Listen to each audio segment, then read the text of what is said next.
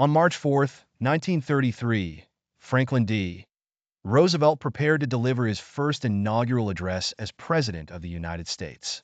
The country was in the grips of the Great Depression, with millions unemployed, banks failing, and despair spreading across the nation.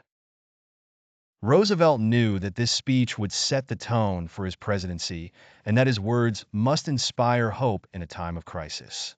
As he stepped up to the podium, he reflected on the weight of the responsibility before him. He faced a nation paralyzed by fear, uncertainty, and economic ruin. The air was thick with anticipation as citizens awaited his message. Roosevelt had spent days crafting his speech, understanding that his address needed not only to outline his plans to revive the economy, but also to restore the spirit of the American people. He had chosen to focus on a theme of resilience and courage. Finally, as the echoes of the crowd's murmurs faded and silence settled, Roosevelt began to speak. He acknowledged the dire situation, but also emphasized that the nation's strength lay in its unity and common purpose. Then came the words that would become etched in history. The only thing we have to fear is fear itself.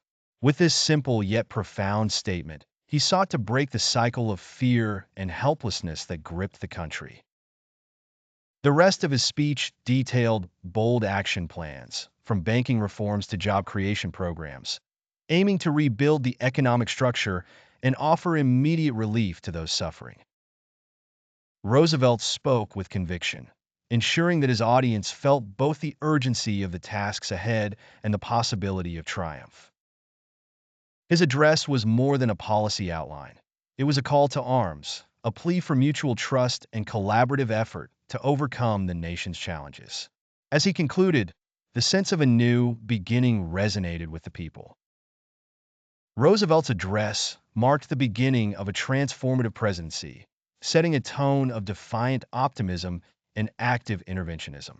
His words became a beacon of hope, a promise that the government would not stand idly by, but would lead the nation back to prosperity. This inaugural address did not just mark the start of his term. It rekindled belief in the American spirit and served as a turning point in the nation's history.